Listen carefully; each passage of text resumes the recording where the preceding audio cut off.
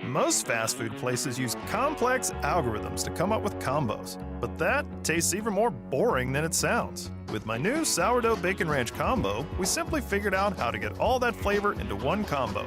It comes with my delicious full-size sourdough bacon ranch on toasted sourdough bread, hot and salty fries, and 100 plus drink choices for just $4.99. Class dismissed. The sourdough bacon ranch combo for $4.99 at Jack in the Box. Combo's done my way, for a limited time only at participating restaurants.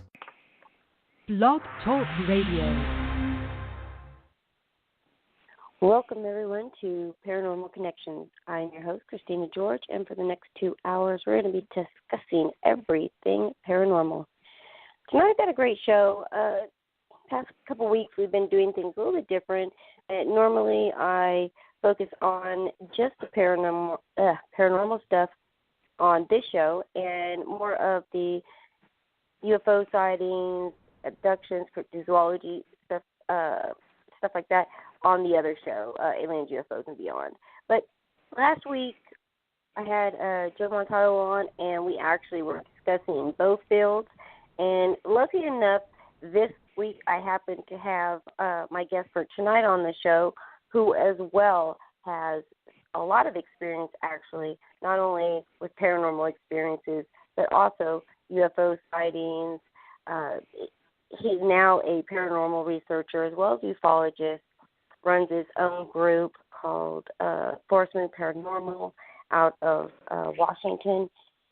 Great guy, very knowledgeable. He's been in the military. He got involved with MUFON. He's been researching for a very, very long time. And interestingly enough, not surprisingly, but interestingly enough, when he was actually in the military, he had quite a few paranormal experiences along the way, as well as some very interesting encounters where he knew.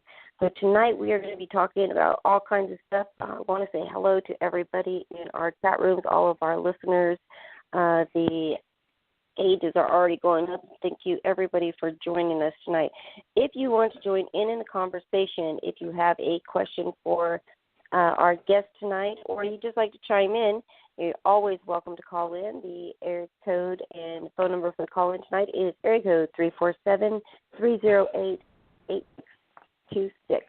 You can listen live. If you have a question, you just push number 1, and it will transfer you to the call queue. All right. Now, when we're talking about paranormal experiences, UFO sightings, abduction cases,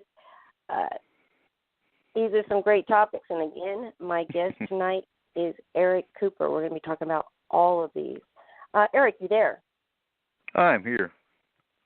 Hey, thank you so much for joining the show tonight and coming on to talk about all this stuff. You have quite a interesting past and lots of interesting encounters you've experienced. Yeah, and mostly from the military. Most of them happen in the military, which is funny. But of course, I was in for 19 and a half years, so that's half my life. So go figure. Right. Now, you've actually had paranormal experiences and actually some psychic abilities since childhood. And one of your earlier encounters, you said you ended up kind of coming up against some kind of an entity at the age of 12, correct? It was 15. 15. Okay. Yeah. And so what was that experience, and how did it kind of play out? Okay. When I was 15, prior to 15, I had never had really a whole lot of paranormal activities. My cousin had shadows in his house. That was about it. Other than that, if you mentioned ghosts or anything, whatever. Same with UFOs. Right. And that particular day, we had a 40-acre beef farm in Big Lake, Washington. And I had just injured my knee, so I was home alone.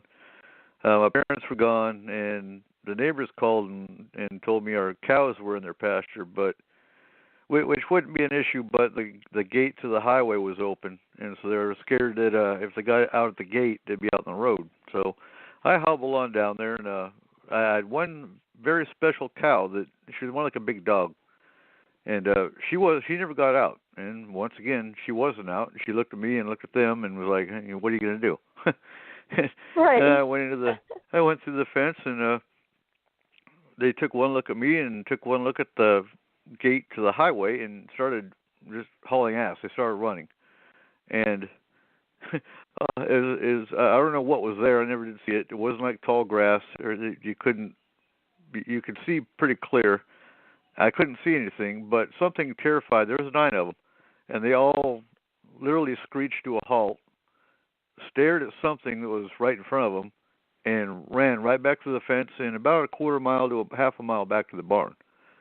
And my cow was just, she waited for me and followed me along, but I never did. I just kind of looked and was, I have no idea what that was, but whatever.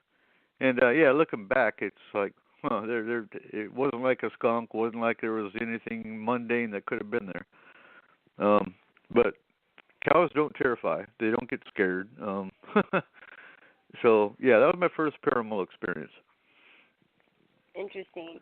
And so from 15, now, interestingly enough, in your bio, I was reading how you actually grew up in a Christian family with Christian background. You actually went to Christian college for a little while, and you just kind of felt like that really wasn't where you belonged. And no. You kind of go ahead. Yeah, okay. I was raised Christian. I went to church Sunday morning, Sunday night, Wednesday night. Went to Christian school. Went to Jim Sawyer Bible College. But I never fit in. I would get home, I'd put my play clothes on, and I'd be out in the woods, grounding with nature and following the animals around, and that's where I belonged. Right. Later, come to find out, that was pagan, and that's where I am now. I'm pagan. Mom knew I never fit into Christianity. She was just always praying heaven down and hoping. But and she's completely fine with it now. We don't discuss religion. Mm-hmm. Mm-hmm. But and you feel that that's where you get your abilities from? Yeah, I'm intuitive. I'm not really psychic. I go by my gut, my instinct. I can feel energy, and I can't see it. I can't really hear it. I feel it. I'm an intuitive. Correct. Yeah, there you go, intuitive. Again, when I say, psychic abilities, they come in all different forms. And, of course, like we know, there are some people, who are intuitive, some who are sensitive, some who are empathic. Some can see spirits, some can hear spirits, some can communicate with them. Some have all of the above, like myself, and, others may have a combination of a few of them. But they're all, psychic abilities. Something I have found since I was actually born with these abilities, and although I grew up Catholic, I don't follow any organized religion at this point either, but I do feel over all the years that I've done not only with research but also mentoring children and teens with abilities, I find that the research shows that we are actually all born with these abilities. It's really what we're surrounded with, like the first 5 or 6 years of our life, as far as our surroundings, our religious backgrounds that, our families have, all those kind of things that kind of play into it. And a lot of times for most children, it will shut those abilities down by the time that, they go into school. And then you see them kind of perk back up around the teenage years. And so I'm kind of wondering if maybe that's what was going on with you too. And maybe you just don't have any, real memories of earlier interactions or things like that. Right. That makes sense. I think kids, there is no shield per se. So yeah, kids are always going to be more susceptible and can see things that we can't. Some people, I don't think the shield completely develops, or you learn how to raise the shield to where you can see with your third eye. I do believe third eye has a lot to do with it. Oh, absolutely. So, okay, so you go ahead. My third eye was sealed at birth. It's always been sealed, which is the main reason I'm an intuitive versus anything else.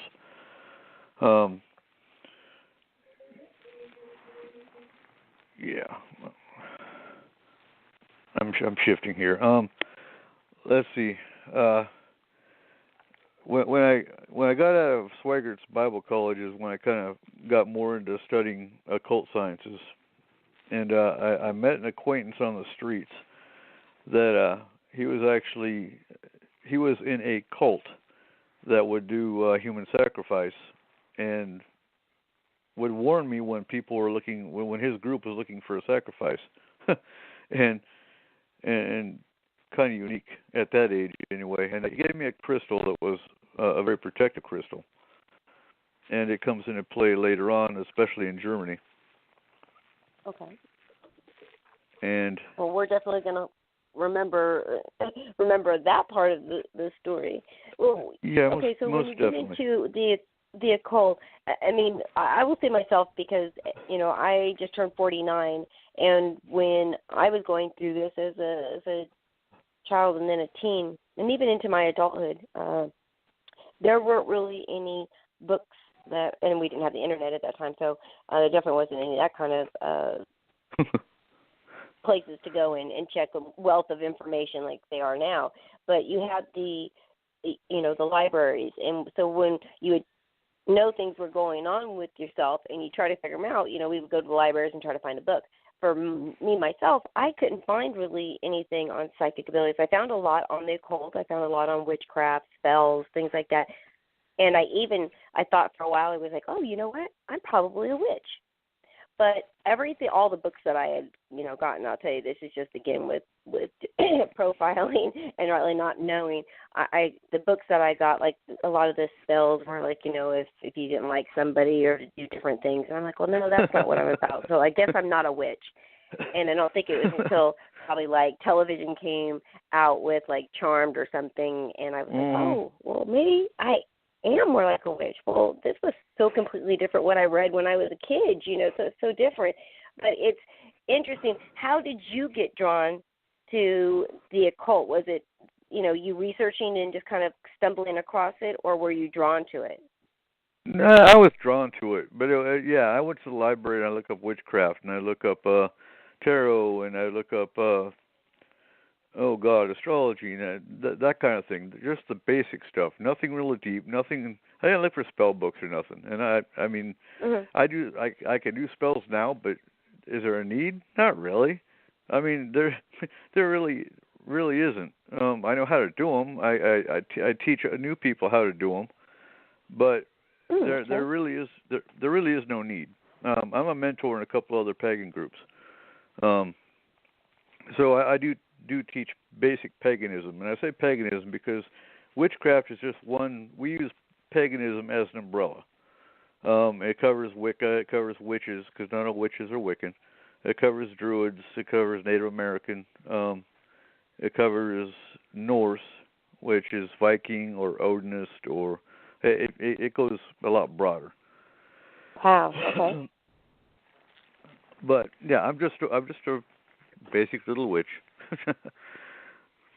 Well, that's interesting, because people, right away they hear witch or they hear the occult, and right away they think negative, something dark, got to be something bad. And I know personally with everything, there's, especially with, it can be used for good or for bad.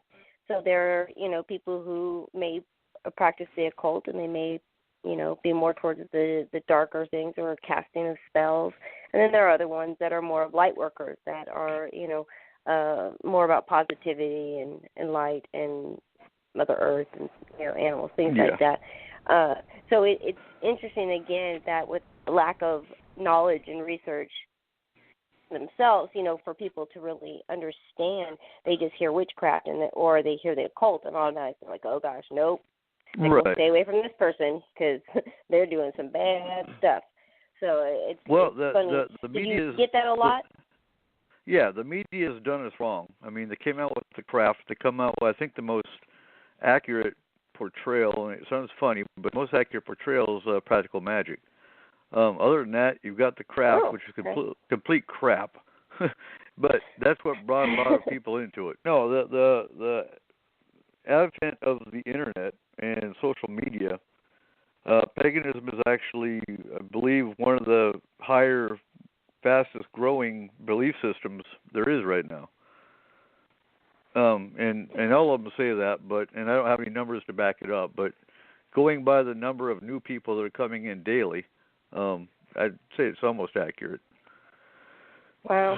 Now, do you think that, a lot of the interest is because of like television and movies, and you get a lot of people, especially younger people, that are like, "Oh, that seems really cool," or right, that'd be something I'd want to do. We just had this discussion a couple of days ago, as a matter of fact. Why would that be? 2012, I believe, has a little bit of a play in it, because 2012 wasn't the end of the world.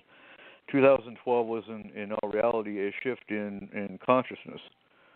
That's part of my belief with that. The other part is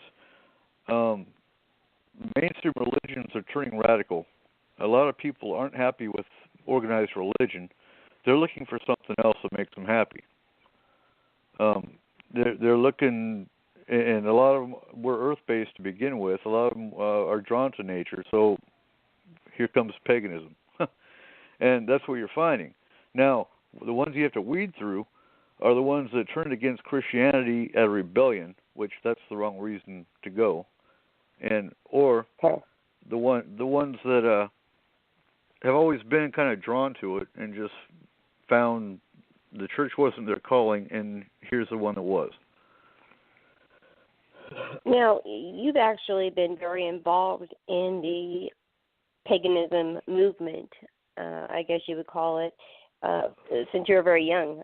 You say you got into it about when you were 19. Is that correct? Yeah. Now, I was always what you call a closet. Yeah, I'd be what you call a closet pagan. I didn't come out open until about, I guess, 2001 is when I started my first actual group, and that was in Kitzingen, Germany. And that's kind of what started. There's a long story. There's a whole bunch of long stories. But basically, I was an NCO, a sergeant, and I was moved from one company to another because they needed more sergeants in this other company. And my first day of that, my first formation in that company, the first sergeant, who's the leader of that unit, came out and said, if you are a Wiccan or a Satanist, you will not practice in my company area. But if you're a Christian, I'll make sure you go to chapel. Yeah, I about fainted. I was like, really? Huh. I went straight to the training room, which is where all the personnel records are, and I told the NCO that was in there, I said, look, I want a name of every pagan soldier that's in this company, and I want them now, and that ain't cool. And when it was all said and done, there's a big fight involved with this whole thing, but I happen to be friends with the colonel, the battalion commander, because I was a safety NCO. And when it was all said and done, even the chaplain was going against me with it. But we actually had a group formed, and I had our first ever Yule ceremony on the airfield and whatnot, and it was cool. But that was basically the stepping stone I needed to learn politics and what needed to be done. So when I actually got to Balad, Iraq in 2004, I already knew what had to be done. So when I started that group up, which was we were Desert Moon Grove there. And a year later is when I started Forest Moon up, which is the headquarters group for the paranormal side. The paranormal group didn't start till about 2006 on paper, and the Atlas we developed, and the Astral team started. We were just talking about that about an hour ago. Astral team started about 2012, and you'll learn more about that with the Forest Moon paranormal side. But basically, group does, we focus on pagans in the military, because there is no pagan chaplain or Wiccan chaplain. Wicca's your more common pagan belief, and there is no Wiccan chaplain in the military. And so they created basically a band-aid, and they called them a lay leader. And the regulations are very bland as to where the chaplain can do what he wants and turn his back if he wants to, which is wrong. So you've got all the other mainstream religions can practice as they want, but a pagan can't. That's changed a lot, but you still have a lot of chaplains that will still discriminate against the pagan troops, which is where we step in. We step in and endorse lay leaders that can lead groups, and we make sure they're supplied. And we also... I know. Go ahead. We also work on homeless issues. We have a homeless closet for local community. I was medically retired from the Army in 2010, and so our focus kind of shifted from just troops to the pagan community as a whole. So we work on pagan education as well as homeless issues. I love that. Well, I mean, you know, I'm big on the whole giving back and the homeless issues. I actually, myself and my team, do a lot of giving back locally. I actually fed close to 25 people on Easter Sunday because I happened to be alone. So I went out and we had some food. A friend of mine had some extra food. I had some stuff. We made it. We plated it. Went and passed it out. It was awesome and amazing. In the wintertime, we do a blanket and scarves and coats and socks and drive, and we pass them out to everybody and give them tents and stuff. So it's great. But going back to, paganism finally being recognized within the military. Now, I know that over the years, and especially in San Francisco, Satanism was actually one that was widely accepted. Did you seem to find more acceptance to Satanists than you did to people who were in the pagan community? No, I'd say worse, but they didn't come out. You honestly don't see Satanists come out in the public a whole lot. Satan was actually recognized back, I believe it was 79. It was late 70s that they recognized Satanism. Whereas Wicca, the first recognized pagan belief, wasn't recognized till, I want to say, 80s. 89, 90. And then you had Representative Bob Barr come out in 90, I'm trying to get my dates here, 99, I believe it was. Bob Barr came out and said witchcraft's not a religion and shouldn't be recognized by the military. And then Governor Bush, before he became president, came out on TV and actually encouraged the military to change that law and not recognize witchcraft. So there's been a lot of fight back and forth. Now, was there a lot of confusion maybe between the two as well? Because, again, being from Northern California, back in the 80s, there was all the attention on Thomas Aquino, who was a Satanist, who was in the military, and the whole scandal with the satanic abuse of children in the daycare there. And okay, yeah, I remember vaguely hearing something about that, I think. Oh yeah, it was big here, and they still talk about it. In fact, it's very connected to Bohemian Grove. There's a lot of interconnections within all of that. I've actually been part of some protests. Yeah, so it's a very big issue out here. It's interesting how all of the little connections and little dots all start to connect when you look at the bigger picture. Yeah, and it's really interesting how the Bilderberger Group has a lot of affiliates in Bohemian Grove. I've been looking into that as well. Absolutely. Absolutely. Yeah, with this being my neck of the woods, I know, that has always been one of my kind of real focuses on a big issue in our area. And again, I could tell you some stories about that and just some things that we've dealt with and had come about because of it. But yeah, very, very, very, very interesting. Now, being in the military, okay, so you're in the military and you actually, obviously started to get some high security clearance in the military over time. Now, did that start to did you ever question any of the things that were going on within the military, maybe their knowledge of some of this paranormal stuff or the UFO stuff that was going on around you that you were encountering while you were in the military? You say that's when everything really amps up for you, right? That didn't happen until about Atlanta. Now, Atlanta, I actually, as a medic, I had a secret security clearance anyway. And that's just a secret clearance isn't anything big. It's basically just a basic bottom line security clearance to be able to handle like medical records and that kind of thing. And they had some. I didn't really question a whole lot until I started doing a lot more research on my own. Now, when I got to Atlanta, that was about 98 to 2001, and I worked for a Third Army. I was in their motor pool. I was a mechanic at that point. I was a medic from 90 to 94. From 95 to 2010, I was a truck mechanic and a medic because I had to switch MOSs into. I was still retained medic, but I was also a mechanic. But yeah, when I was in Third Army, Third Army runs the Middle East. Their main area is Egypt, but they run the Middle East. They're in charge of operations there. So their quarters, I mean, it's completely classified. The whole headquarters is. So of course I had to have a security clearance for that one. And it's funny, there's a lot of civilians that work in there, and I actually got to talk to a FEMA or an ex-FEMA employee that, yeah, she didn't want to say a whole lot, but she said, yeah, she quit FEMA because she saw what they were really doing. And I was, wow. Okay, yeah, so that kind of puts credence to all the conspiracy theories that really aren't conspiracies that you hear about. Oh, yeah, absolutely. And again, if you look at the big picture, that's where you find a lot of connecting the dots. Right. As far as the FEMA camps and all the other stuff you hear about.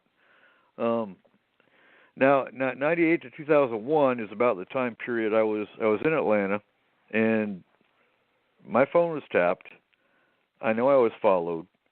Our apartment was watched, and I actually ran into one interesting character that claimed he was selling drugs for the government. And I mean, so you put all that together. That's probably why I had a bugged telephone and it was followed, and because of the people I was running into. That's about the time that I got in touch with Peter Gersten with Cause. He's since, I think they shut down about 2001. Might have been 2000, but that's when I started working with abductees. And I would pull stories off the Cause site. I'd contact the abductees and start asking them questions, and was able to help them either one, establish that yes, they were indeed abducted, and what do you do now? Which there's not a whole lot you can do now, but once they can understand and recognize that abduction is real, it really does happen. It puts a little more ease in your mind. I was also with MUFON. I wasn't impressed with MUFON at that point in time because back then, I don't know if it's changed, back then, from what I encountered with MUFON, they were more into debunking than they were investigating. True. Now that might be based on your region or your state. I don't know, but back then I wasn't impressed. That's also when I started reading Linda Moulton Howe's books, and Dr. Jacobs was the first one I read in '94. Mm-hmm. Well, I do think that it's changed. It is changing because, again, that was one of the downsides I saw about MUFON. On my team, I actually have a MUFON investigator who's part of my team, and I've got a lot of friends that are very high up in the MUFON organization. And the thing is that I didn't really want to become an investigator because really all it was just or just information gathering. But they didn't do anything with that information, which seemed to be such a waste because if you get that you've got all these people who are calling not only reporting sightings, which originally is what they were taking information on, but then they started getting a lot of reports of actual abductions. And, all they do is come out and take the information and leave. I mean, that's like a paranormal investigator, getting a client that says, oh, my gosh, my house is haunted. Please come in and help me. And you go there and you get the information. And you say, oh, yep, man, you're right. It's haunted. I'll talk to you later, You know how many times I hear that, what's the point? Oh, yeah, yes, I do, because I run into that all the time as well. Yeah, because that's why we don't go to hot spots. Forest Moon is a crisis team, and usually by the time we get a phone call or get contacted, these people have been dealing with this for a year or two.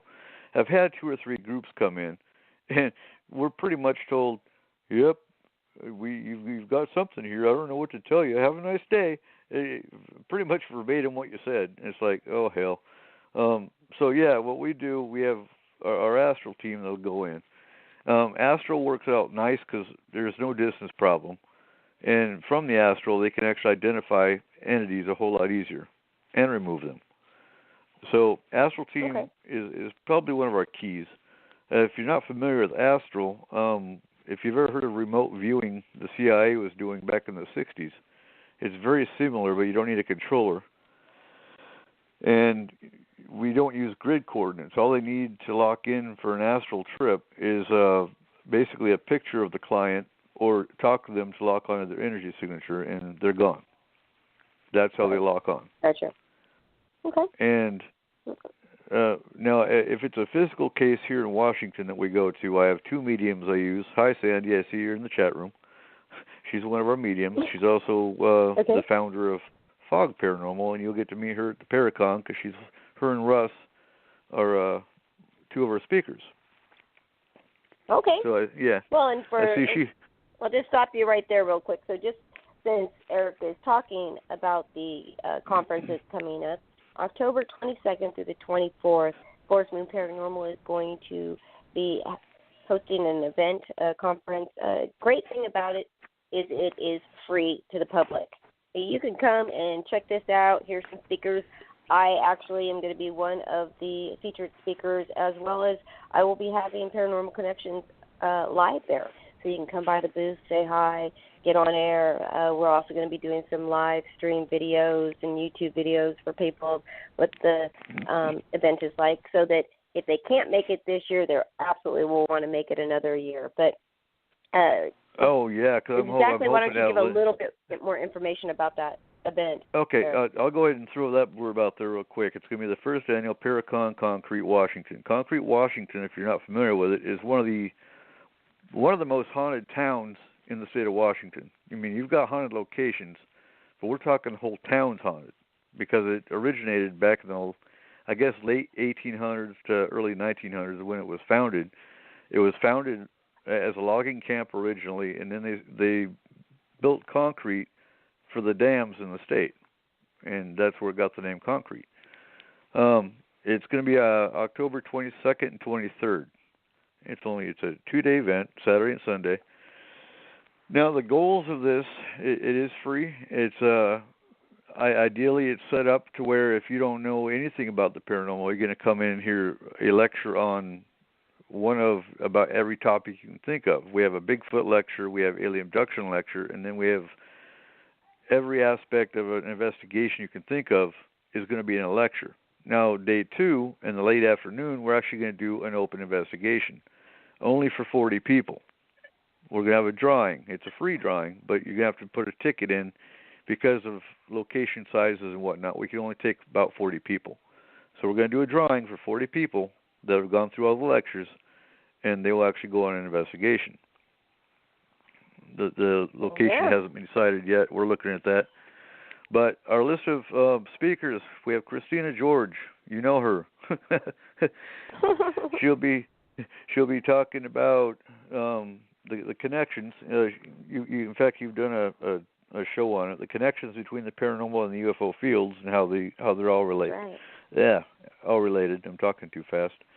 And Paranormal Connections is going to be aired live from the Paracon. We have S.J. and Russ Wells. They're authors. They are founders of Fog Paranormal. They will be covering the dangers of the paranormal as well as Paranormal 101. And they will be doing their show, Z-Talk chat series, recorded from the Paracon, probably on day 2. We have Joe Teeples. He's the author of Ghostology 101, and he's going to be telling ghost stories on Saturday night and covering the paranormal tools of the trade. Then we have Selena Rohn. She's out of Texas, the founder of Fear Paranormal, and she's talking about her personal experiences and doppelgangers. We have Derek Tyler. He's an author. His books are just coming out. He's an alien abductee, and we'll be discussing mill labs. Mill labs are military abductions.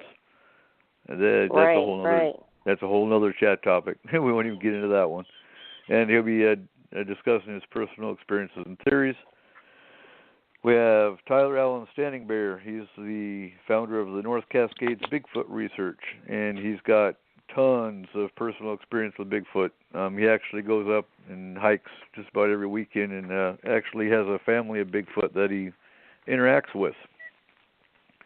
We have Amon Berry. He's our demonologist out of Seattle. He comes up here for cases, and he'll be discussing various entity types and the worst he's encountered. And last but not least is Raven Christina Corvus, the founder of White Noise Paranormal. They're out of Washington. And she'll be discussing psychology of the paranormal as well as case management. So that's our speaker lineup. It's free. We have veterans that will be pulling security and vendors from all over. Now, we do have plenty of, if you're a vendor, a vendor space is only $20, and it covers both days. And nice. Well, that's great. That's a great price, too. Yeah. We also have SOS Modeling Agency and Vixens of Horror, another modeling agency, both coming up to set up shoot scenes, and they'll be actually doing a film shoot and open up to the public as well. Nice. So, nice. Well, there you've got it, everybody. I mean, you definitely, if you can make it out to this event, make sure you do. There's still plenty of time to make your plans, and the fact that it's free, you know, you can't get a better deal than that. Come join us and hang out. We're going to have some great fun, I'll tell you. I am definitely looking forward to it. As I said, I'll have not only my booth for the show, but I will also have some of my team members, my PPRS team members, out there with me. So you can make sure to check out our table as well there too. So looking forward to it. We will also be having Eric on later in the year, more towards the event, and some of the other speakers that are going to be at the conference, and we'll bring them all on to talk about the conference the closer that it gets. So if you miss any information, you'll be able to find all the information on either the Forest Moon Paranormal page or on the Paranormal Connections page. So with that being said, I want to kind of shift on. You know what? In fact, maybe we should go to the phone lines. We've got a bunch of people waiting, so let's see real quick, and then we'll... All right. And then I want to get into the UFO side of this then, because you've got some very, very interesting stories to share with us on that. All right, let's see. We've got the 217 area code. You're live on Paranormal Connections. What's your name and where are you calling from? Can you hear me, caller? All right, well, we will put you back on hold. Huh. All right, we've got a caller from the 510 area code. You're live on the air with Paranormal Connections. Caller from the 510 area code, are you there? Okay, we're gonna put these people back on hold, and I think we're gonna go into the UFO topic. As I am really excited to really talk about this, and then we'll maybe take some questions later on in the show. But one of my things it's so interesting again is that once you went into the military, everything kind of ramped up. Not only paranormal activities, but you actually had some of your own personal sightings. Let me start from the beginning, because we've got way more than just you. Before the UFOs even happened, I had 2 years of crazy stuff that happened. Okay, let's go into that. I know Christopher's biting at the bit because he wants to hear about the wormhole. Okay. I didn't give him a whole lot because I told him just wait for the show. But that's right. Yeah, okay. So I went to med school in the Army, as in Fort Sam Houston. It's also a very haunted place, but nothing happened there. Okay. So my first duty station was in 1st of the 16th Infantry in Berblingen, Germany, in Stuttgart. again, like I said, I was heavily into occult studies. I wasn't calling myself anything. I was studying occult books, and maybe my roommates. I had 2 roommates that were. One, he was a dark-skinned guy. He was cool as hell. He was also into astrology and whatnot, but I think he was more New Age. And so him and I got along great. But then I had this very large English skinhead guy. Yeah. He saw my crystal one night, and I slept with my crystal under my bed. You remember I told you I'd bring the crystal back up. It comes into play now. And he picked up my crystal one day, and he said, "What would happen, Private Cooper, if I threw this crystal out the window?" I was like, "Well, you know what? Go ahead and do it. I'd like to see." And yeah, he handed it to me. Yeah, he did. It never came up again. And had another guy downstairs, and he wanted to do a Ouija board. So that was my first encounter with a Ouija board. Big deal. Nothing happened. Half our unit went to Desert Storm. They just had picked a team that went to Desert Storm basically out of the infantry. I didn't go, not that time. Let's see. I'm trying to think where to go with it. I went to a couple of my soldiers' buddies' houses, and we talked about the occult a lot, and. So I'm walking. He went off to the storm, and his wife came to me one night. And she said, "I'm scared, and I don't know what to do." I'm like, "Well, what happened?" She goes, "Well, you're into the occult, and I was playing with this Ouija board, and I was like, and let me guess, you were drunk." And she said, "Yeah, and I'm pregnant." And well, yeah, I never did check that out because, like I told you, I was a newbie. I didn't know what the hell I was doing. And but no, she started talking about the trash can moving and the rocking chair in the corner of her bedroom was rocking, and yeah, she miscarried like a week later. So yeah, that was kind of my introduction to the occult, and it was interesting. And so one of my buddy's girlfriends wanted to go walk downtown. So we were walking downtown, and I had my crystal in my pocket.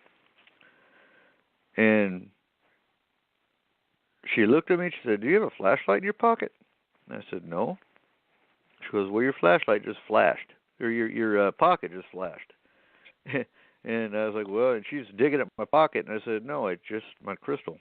And so I kind of knew the crystal was protective, and never did find out why it flashed. So that was Stuttgart.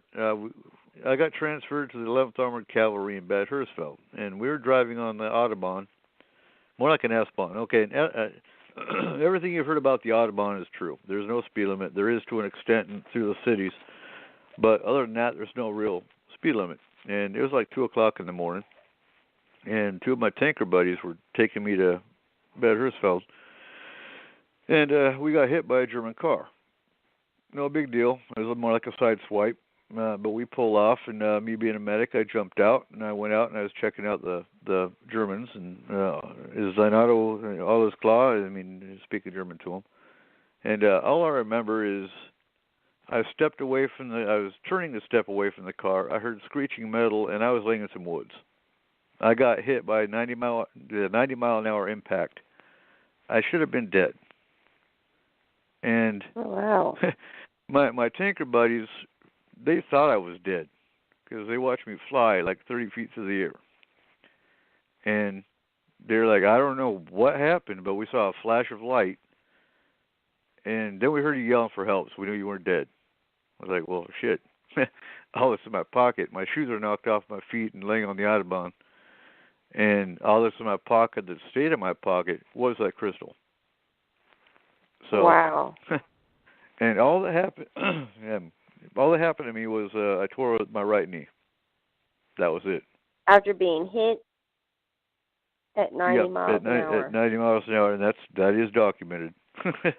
Now, being a medic yourself, being a medic yourself, and I used to be a nurse. I mean, you don't see too many people who survive 16 you don't hit it you 90 don't miles see people. an hour, much less No, walk away. you don't with you this don't tornado. see people on the Autobahn survive too often. There's not many wrecks on the Autobahn, but when there is, yeah, they pretty much. Anyway, so we got to Bad Hersfeld, and yeah, I'm still studying the occult. My roommates are still terrified because now I've got new roommates and they see witchcraft books, and I've got a candle lit and I'm reading, and they so automatically think you're doing something bad. Oh God, yeah. But it was funny, and it was all. I had one roommate that had a knife under his pillow because he thought I was going to do something, but whatever. The other one just took it in stride. And I still talk to him today, and we're cool now. I mean, but yeah, because now he knows. Witchcraft's not bad. But that was my first encounter with a ghost, because I actually had a German soldier that was a ghost in my room, and I named him Fritz. and I felt him. Like I said, I could never see any spirits or anything. I could always feel them, and so I knew he was in there. And one of my cook buddies came in one day, and he sat on my bed, and I was telling him about Fritz, and he says, "Nah, there's no such thing as a ghost." Well, my bed collapsed. My bed's never collapsed, ever. And I laughed, and he turned white, and we fixed my bed, and he sat back down, and he said, "I'm serious, there's no such thing as ghosts." Bonk. There it goes again. I'm like, "Yeah, you just pissed off Fritz. Let's go drink." And we left. He's like, absolutely. Yeah, but another time, and the last big event that happened in Bad Hersfeld was when my cook buddy and I were walking. We walked downtown, and our base is only about 10 minutes walk from downtown. You didn't need a car in our town. And we walked down this alley, and it's weird because both of our vision, and of course we didn't know it at the time about the other, but we're walking in silence, and our vision turned black and white. And in every German town's got what's called a Ratskeller. It's kind of like the Chamber of Commerce in American cities. And right in front of this alley, right in front of us, was a Ratskeller. And in front of the Ratskeller was a, I guess, 1920s limousine. It had a Hitler flag on one side and a German flag on the other. And walking out of the Ratskeller was Hitler and his entourage. And I don't understand. I don't know anything about wormholes. I don't know anything about past life, or not past life, but walking into dimensions or anything. But all I know is he looked up at us, and I've got no idea if he saw us or if I really don't. And we kept on walking because, of course, the other didn't know if the other saw it until about 10 minutes later, and our vision turned back to color. And we walked in silence for about 10 minutes, and then I was like, "AJ, did you see that?" He's like, "Oh my God, you saw it too?" And I mean, yeah. Funny how it happens like that sometimes. Yeah, and we both looked back, and it was gone. I don't know what happened. I don't know if we walked through a dimension and walked out, or I have no idea. But yeah, so. As time went, I've got more and more paranormal experiences. I never did put them all together until, years later. Right. But when you look back and you see, oh my God, I went through all that. Oh yeah, absolutely. Now, I left Bad Hersfeld. I went back to Fort Lewis. I went to Fort Lewis for the first time, actually. I was with an ambulance company. And my last experience with the crystal, I didn't know. I'm sure I had the crystal. I don't remember it really. It was about years back. We went to Somalia in '93. I couldn't tell you how many times I was probably at a close call and didn't know it. I know I had a sniper round go within inches of my waist. A buddy and I did, and we both hit the ground and rolled and called that in. But I mean, I saw so much bloodshed. That's actually where my PTSD comes from.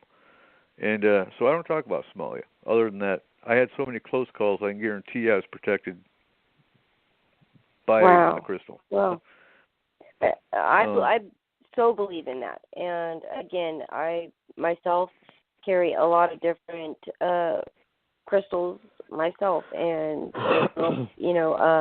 satchels for people with them, and all different kinds of stuff. So I definitely believe, especially if you have a very special one that you're connected with for protection, it definitely can save your life. And I think that, like you said, looking back, you could tell where all the different times that it could have been the reason that you're still here.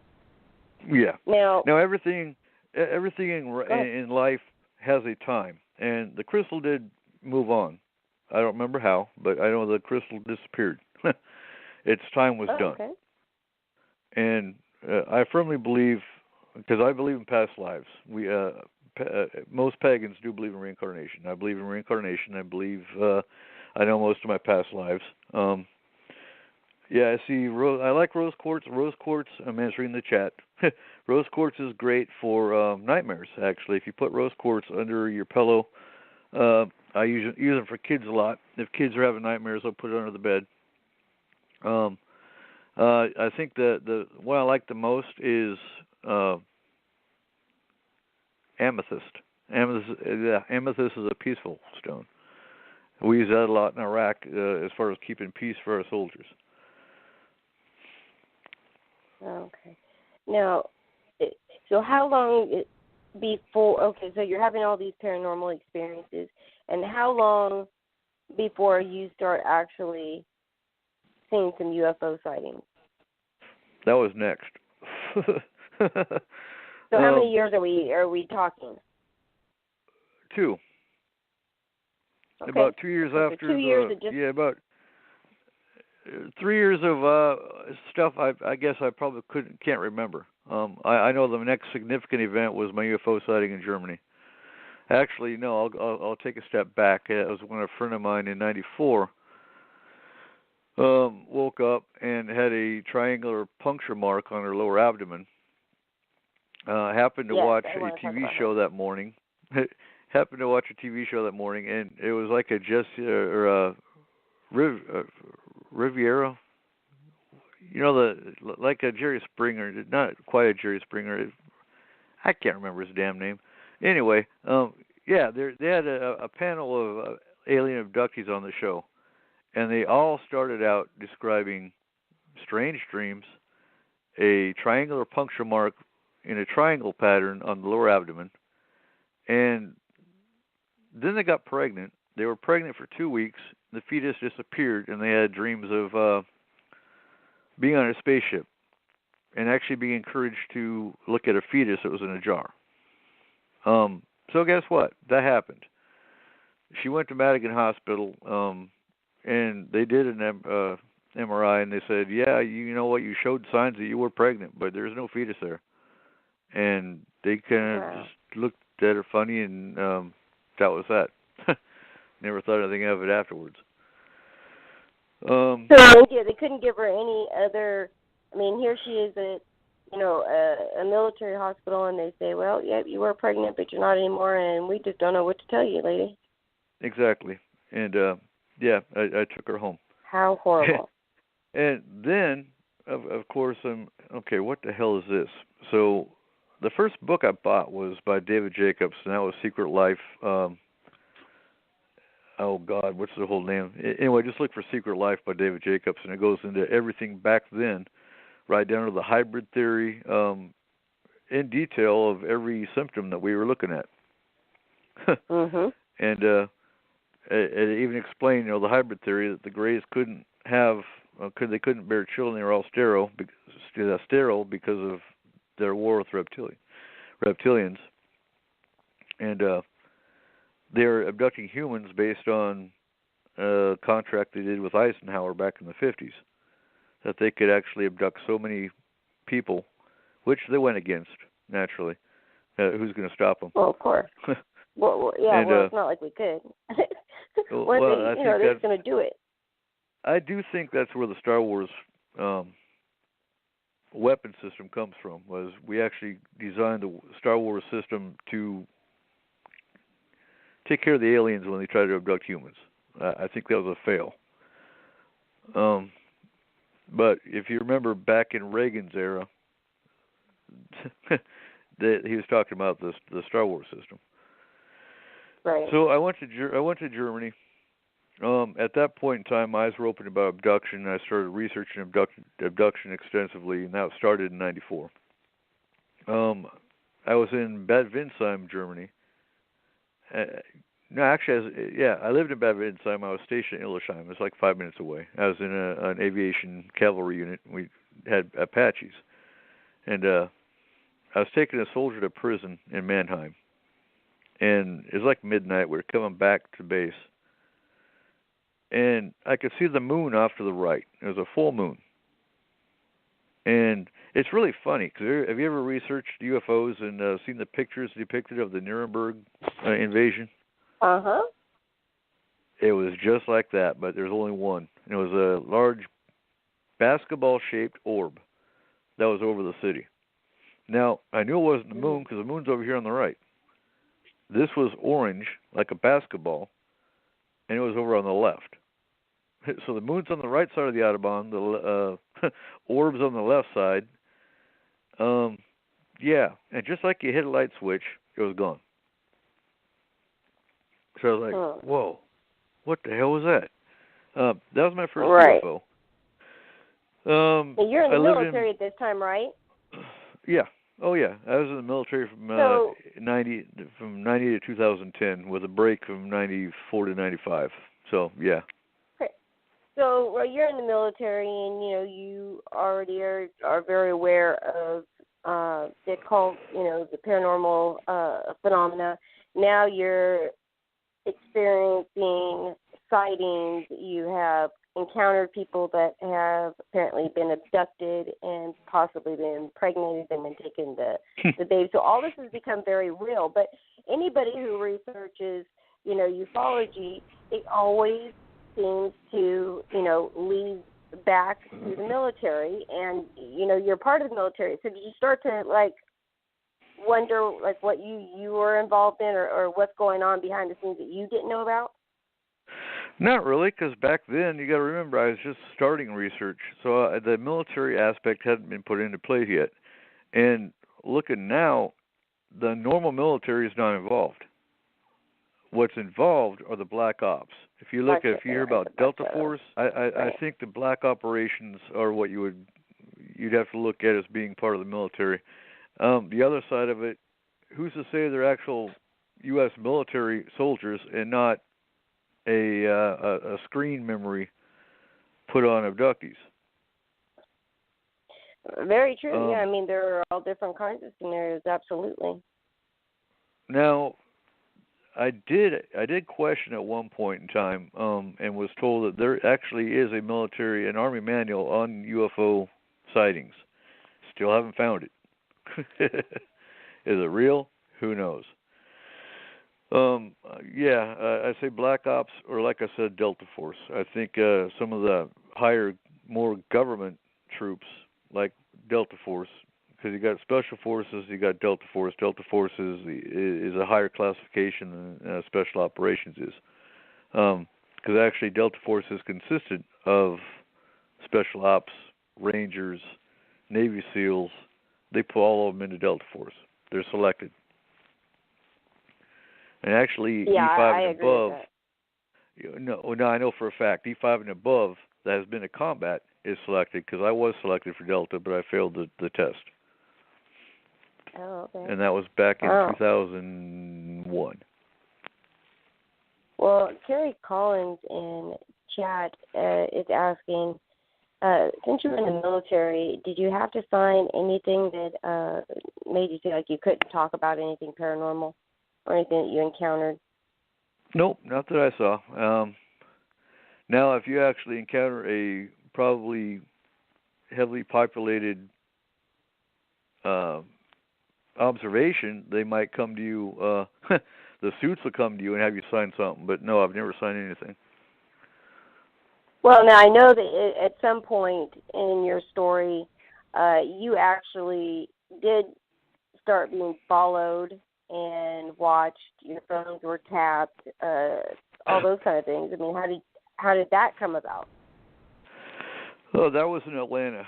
That was when I stayed with the Third Army, and yeah, I never signed nothing there either, saying I couldn't talk about classified documents, anything pertaining to the Middle East. But as far as paranormal, do you think they're really going to recognize the paranormal? No, their best way of discounting the paranormal, saying it doesn't exist. Well, in fact, most of my commanders, if I brought up I was studying UFOs or anything like that, they'd be like, I don't believe in them, because even the commanders didn't know what was going on. Honestly, just normal unit commanders, they don't keep track of that unless of course you have a crashed craft or something like that. Then of course they'd probably have to go sign something. But then I would think even in those situations there are special divisions that deal with that specifically, that are called in.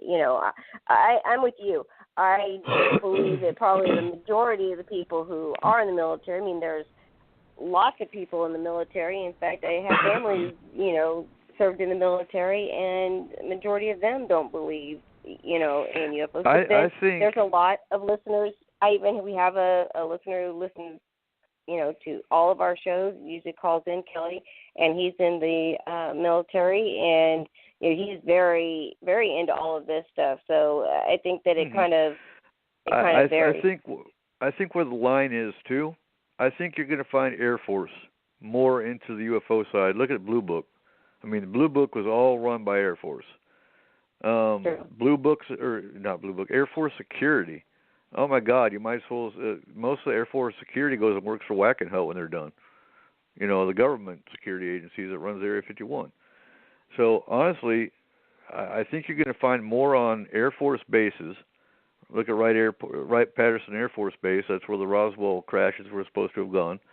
I think you're going to find, if any of the branches are more into ufology and paranormal, I'd say it's Air Force. Yeah, and of course you've got, and then maybe Navy, I would think too. More USOs. Possibly, but you do actually have more sightings in the Navy of USOs than anything else as well. Mhm. But even Christopher Columbus saw a UFO that was documented in some of his papers from back when they all came across the ocean. So. Yeah, well, I mean, there's been a lot of sightings of USOs and UFOs above, the oceans all over the world. So, I mean, it doesn't surprise me at all. Mm-hmm. I mean, we see them that they're, going into the water or coming out of the water, or they'll see the lights from underneath the water. I mean, there's just so many different things, and again, so many signs. We may not have, absolute proof, but there's a whole lot of preponderance of the evidence showing that, it's more likely than not that this stuff, is going on and does exist. Now, right. So what was it exactly that ended up getting you, followed your phone tapped and all of that? Because, I mean, again, obviously something must have happened, because they don't just follow just anybody. And they don't just tap the phones of just anybody. And they don't put people in suits outside your job or your home or things like that for just anybody. So obviously there's something there. Now, I would be on 24-hour duty in the classified building. But basically what's called a staff duty. You just sort of answer the phone and do what the general wants, whatever. And so maybe because I did have access to classified material, which I didn't really give two damns about, because whatever goes in the Middle East goes on in the Middle East. Doesn't apply to me. And that's also when I was involved with CAUSE and MUFON. Okay. Now, also, a couple paranormal events that happened in Atlanta. I moved into an apartment, and I actually had a ghost make coffee for me. You have to put water in a coffee pot. You have to make the coffee pot. Right. I heard a weird noise, and I look over, and the coffee pot's dripping. I was like, I didn't put water in the damn coffee pot. It was weak, but I said thank you and I drank the coffee. And when I moved into the apartment, it was weird because pennies would appear out of nowhere and drop in front of you. It gave you pennies and made coffee. Yeah, I couldn't complain. But the most significant event that happened in that apartment was when I encountered the reptilians for the first time. Okay, here we go. Yep. And I learned about reptilians, again, through Peter Gersten and Cause, because I did have one other case that I read about where someone had encountered the reptilians. Now, why I drew their attention, I really have no idea. But I know I went outside, and I got, all of a sudden, a real bad stomach ache and a splitting headache. And just this real god-awful feeling of something was there. And I looked down. I've never seen a praying mantis in my life, but there were like 10 praying mantises in front of me. And I do believe that's one sign when they're around. That's not the reptilian. But reptilians, if you don't know anything about them, can shapeshift. They can mask. You won't even know they're there, but you will feel them because they'll give you the most awful feeling of dread and impending doom, and they smell like a cross of garbage, sewer, and they're awful. They're flesh eaters. Okay. But that attack lasted about 5 minutes, and all of a sudden there was this high-pitched, electronic-sounding noise in my head. I'm trying to describe it. But yeah, kind of like a dog whistle. But it wasn't a dog whistle. It was just a high-pitched electronic noise, and the attack was gone. Just through gut and just through research I've done, I do believe it was the Greys. I do believe, for whatever reason, they drove back the reptilians. My second encounter with the reptilians was at Fort Lewis in 2007. And again, I pulled my van up to the PX, which is the base grocery store, basically. And I stepped out of the van, and again, I got the same feeling of impending doom and the same smell. I could kind of tell which direction it was. And somebody pulled up, and they said, your van is leaking. And I looked down, and sure enough, that van never ran again. Really? I don't know what happened. I still have no real theory about that because whatever. I knew it was reptilians again, though. I could feel them. And so that was my second encounter. What feeling do you get? I mean, you say that you can feel them, and it's kind of a weird. I mean, exactly what are you feeling when these things are around? A feeling of disdain. Okay. I guess that's I don't know. I say impending doom, but no, a feeling of disdain, just complete disgust. And you don't know why it came on to you, but all of a sudden you have a feeling of disgust, and there's no reason for it. And then of course the smell hits you if they're close enough. But I know they're up here too. Just very distinct smell. Yeah, the closest I can think of is Kuwait. If you've ever been to Kuwait, yeah, the worst, yeah. Wow. And like I said, it's like a combination of sewer and garbage. Wow. But that was my two reptilian encounters. And I guess you could say gray, but I can't prove it. I had a feeling the Greys were there, and the Greys backed off the reptilians. Because if you've researched, some theories do say that the reptilians and the Greys, of course there's 22 subspecies of the Grey, so who's to say which one? But there was a subspecies of the Grey that was at war with reptilians, and that's why they can't produce today.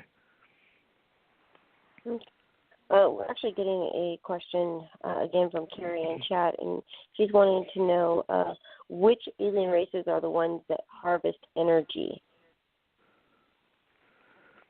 That one, I'm not sure. You've got me on that one. I mean, are you talking about an alien species, or are you talking about paranormal in general? If you're talking about paranormal in general, there's energy vampires. And some people are energy vamps and don't even know it. They're just like a battery that sucks energy out of you. Yeah, absolutely. I think she was talking about alien races, but she said she knows that some beings harvest energy from people. So yes, so I guess right. That'd be an energy vamp, and those are all over Atlanta as well. We encountered them too. Now, what makes you think that Atlanta is a hot spot? Because it seems like you do hear a lot of paranormal stuff coming out of that area a lot. That's downtown Atlanta, which is funny because it's part of the Bible Belt. But there is a very, I'm trying to think of the wording. There's a very darker society there. Shadow world, I guess you could call it. There's a section of Atlanta, east side, I believe they call it, which is where the occult stores are, and that's going to draw in energy vamps as well because they feed off energy, and it's part of the paranormal. It's also part of pagan. Right. And we know that there's been, as they're saying in the chat as well, but there are a lot of murders that happen in the Atlanta area, so that adds to a lot of violent deaths. So that always negativity draws in negativity. Gotcha. Now, with the UFO sightings, I mean, obviously you had them during the military. When you had them, did you actually report them? Oh no! Who are you going to report them to? When I saw them, I was in Iraq, and the craft was over Syria. But no, I just have this feeling you don't report things like that. That's not the And the two sightings I did have, which I need to get to the second sighting, that was in Germany as well. In fact, same town. Yeah, that would have been. Yeah, it would have been the same town. That would have been. I'm timelining here. Because getting back real quick, I also had a chow chow. Now chow chows, if you're familiar with them, are awesome. Oh my God, they're awesome dogs.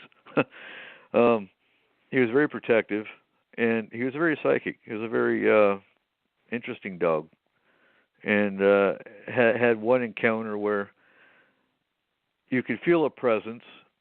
The chow was reacting. The chow was actually looking at the ceiling and following it around, and actually sat like something told it to sit on command. Now, at the same time this was happening, I got this taste in my mouth that was like you put a penny in your mouth. It was like a copper metallic taste. And that lasted about 5 minutes, and then it was gone. I still don't know what that was. I really have no idea. Couldn't get a pinpoint on it. And the same apartment was where I had my second sighting, and I went out on the balcony. Something led me to the balcony, and I was looking up at the stars, and there was one that was brighter than normal, and it was about the level of a star. So I flashed a flashlight at it, and I blinked it a few times, and this star shot down, hovered about, I guess, the distance of an airliner would be, and sat there for about 5 minutes. I couldn't. It was like a white sphere. This one was white. It hovered there for about 5 minutes, and it shot back up. Now I didn't lose any time or anything like that, so I don't think I was abducted. To this day, I really don't think I was abducted. I'm not sure. I don't have scoop marks. I don't have anything significant. I was just, my eyes were open up to it, and I help abductees. That's what I do. Yeah, I mean, that's true. I was led down the same path. I mean, I started out in the paranormal, obviously, because I could see spirits my whole life and kind of felt like, okay, this was the field that I should, be in to help people. And yes, I as well was led into the ufology field. And although my whole life I have seen UFOs since I was a young child up until I was to recently, I never felt I was ever abducted. But then my precog dreams started changing. Many things around me started changing, and I ended up having regression where I found out what I thought was not the case. So it's very interesting. I mean, sometimes I think that we don't even know, but the connection that we have and the experiences that we have that lead us here always makes me, question. Now, here's something I want to ask you is, this is a big topic that I obviously discuss in my lectures as well as on the show. And whenever I get somebody who also researches, multiple fields, especially the paranormal and ufology, I always like to get their opinion on, do you feel that the paranormal and the ufology fields are connected, and even beyond that? And if so, why? Yeah, most definitely. In fact, every time I say paranormal, I always automatically put ufology into that category. A lot of people don't. They like I do too, yeah. I don't understand why, because paranormal, that's anything out of the ordinary. A UFO is out of the ordinary. So it should be all one field. That's my opinion. It used to be. I mean, that's the thing. When I first, back in the days when I first, it was.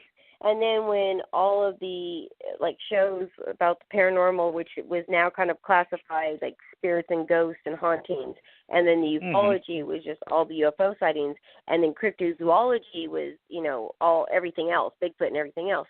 So they separated, and then not only did they separate, but then they only wanted to investigate just their field, which I think is the problem, because if we're not looking at the bigger picture, we're never going to see the connections, the similar reportings,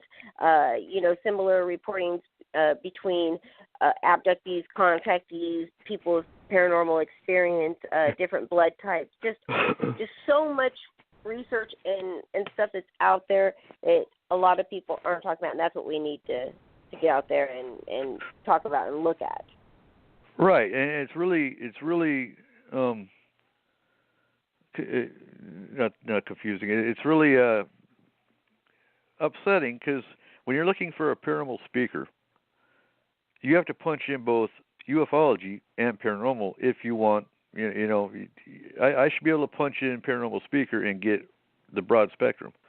I shouldn't have to sit here and specifically look for a ufology speaker.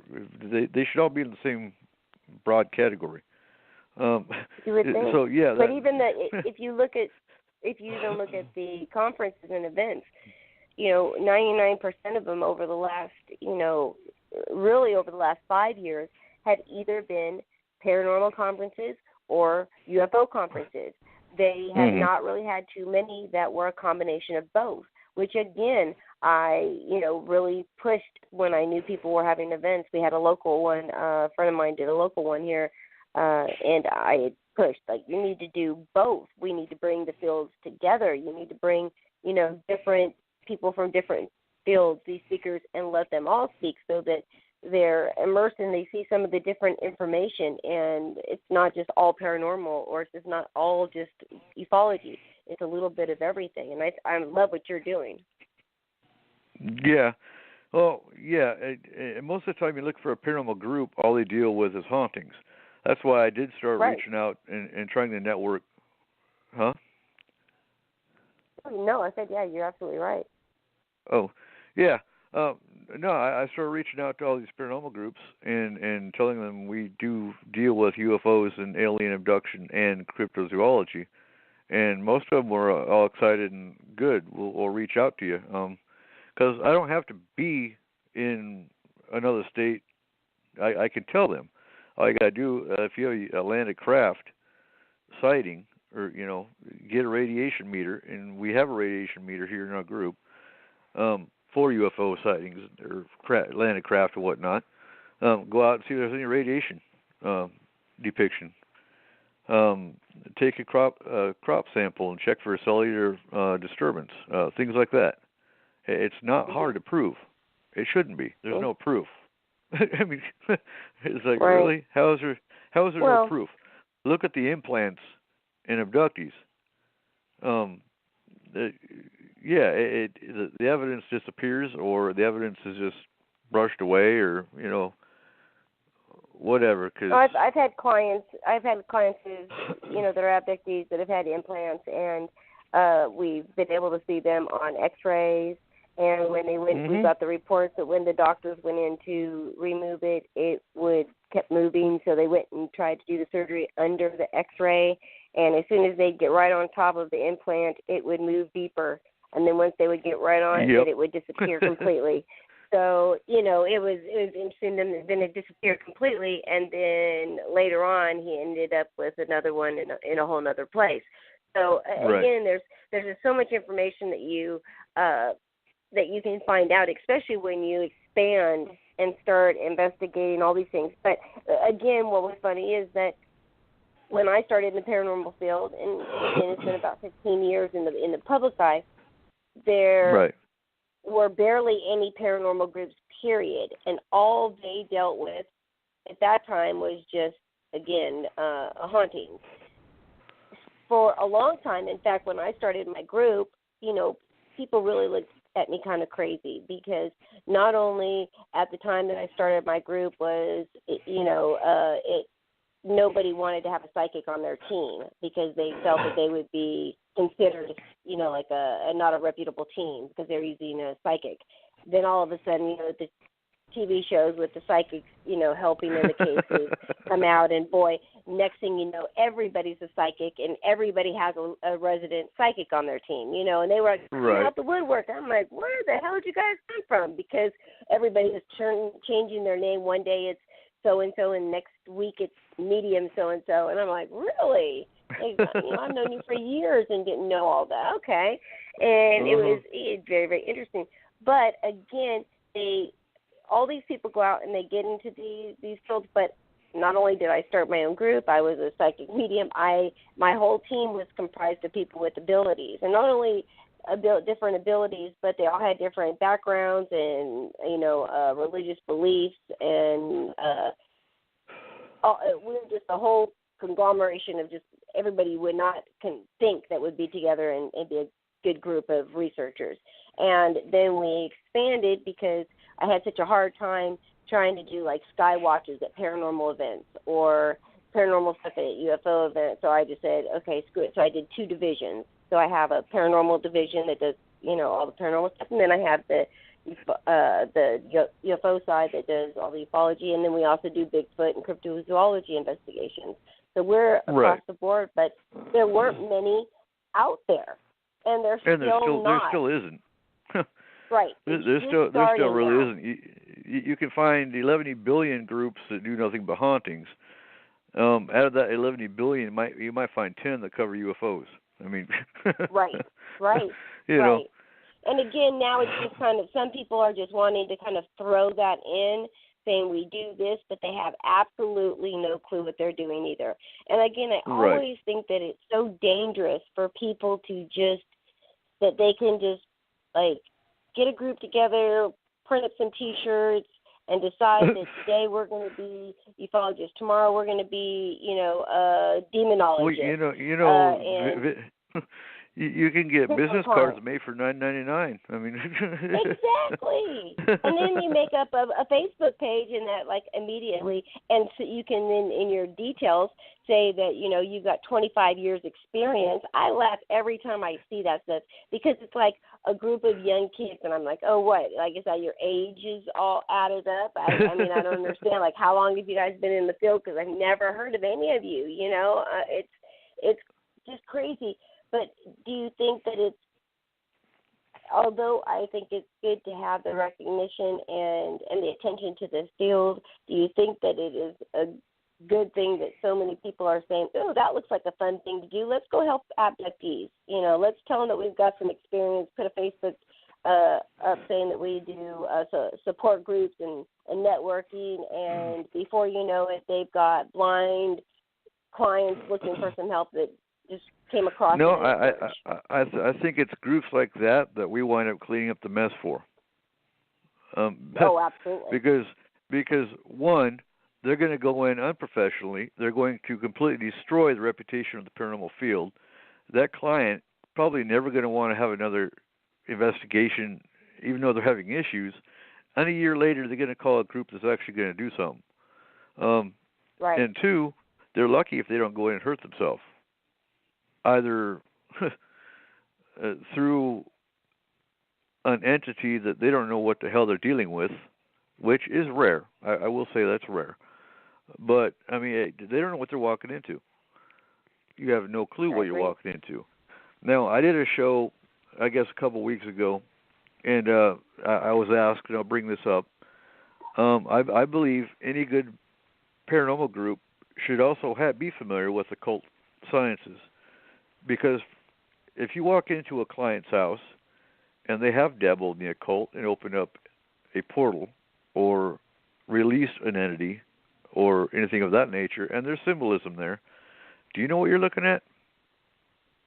If you haven't studied the occult in whatsoever, in one way or the other. So yeah, I believe any good paranormal group should do some basic symbology courses, or at least be familiar with occult sciences. I was also asked, I believe, as pagans automatically, based on our belief, deal with spirits and deal with entities and deal with paranormal without it even being called the paranormal, which is another reason we're open. And another reason we don't have to have scientific equipment. We do. I have an EMF meter and a digital thermometer and a digital recorder and cameras, and I will come in with my equipment as well. But I use my intuitive, and I use my mediums. And I have a demonologist that comes up from Seattle. And so, yeah, on those regards, you won't find many paranormal groups either that even know what astral travel is. You can go down. Right. We have a group in not far from us that actually does Ghostology 101 classes for the fine sum of $100 or something like that. Really, I'm not going to pay you for something I experience all the time. And get a certificate saying, and so that's kind of the purpose. That's kind of the purpose of the Paracon. It isn't to make you an investigator. It's to get you familiar with what actually goes on into an investigation. And by all means, if you retain your knowledge and you pass our test, you can join our team if you want. We'll give you that option, but with a whole lot of experience, along with it. Right. And I mean, again, I think that what you said chimed in on is very important, because not only, even if you don't have the knowledge, one of the biggest mistakes I see that paranormal teams are making at this point when they're taking on clients and they get in a situation that they're not used to. Because, again, every single case is different. And when you take on private clients, not one is going to be anything like the other. And so each time it's a customized, you have to kind of customize how you're going to do things depending on what's going on with the case. And so if you don't have somebody on your team who is well-versed in the occult, what I do and what our team, we have over, I think we've got close to like 2,300 or something in our network of paranormal teams, investigators, demonologists, shamans, you name it. We've got in the network. And what we'll do is we'll call upon people that I've worked with, that I know. But we also, when clients contact our group that are, say, from out of state and even from around the world, I've been able to put out, posts and get people help. But we are able to actually connect people. And one of like I say, one of the bad things that I see happening is that a new team will take on something, and instead of telling the client, you know what, I've never dealt with something like this before, I think that I should go and call in somebody who does know what they're doing. Instead, they decide, like, nah, how hard could it be? I've seen this on TV. I've seen them do it on Ghost Adventures. We'll just follow the leader. We'll and that's the next we know point. what happens. Right. that's the next point. Paranormal TV did two things. They did one good thing. They brought up the paranormal as something that's common and kind of opened the public's eyes that, yes, there is paranormal. That was somewhat good. The bad thing is now you got 11 billion groups that just suddenly pop up, like you said, that don't know what the hell they're doing, have no clue, and, well, they did this and there we have a mess. Right. And right. then you have a mess we have to clean up. Right. I am all for, people who are interested in the paranormal field getting out there and researching.